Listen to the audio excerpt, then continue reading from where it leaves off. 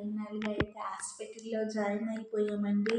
ఇది నా బెడ్, ఇది మా రూమ్. అక్కడైతే మా హస్బెండ్ పడుకున్నారు.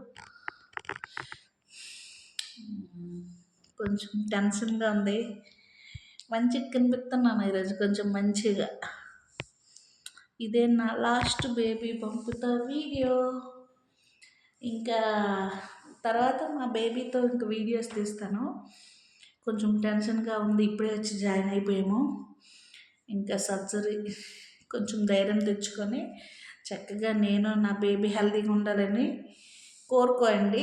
ఎవరైనా చూసిన వాళ్ళైతే ఈ వీడియోస్ ఇంకెప్పుడు అప్లోడ్ చేస్తుందో తెలియదు. నేను రికవర్ అయ్యాక వీడియోస్ అప్లోడ్ చేయాలి.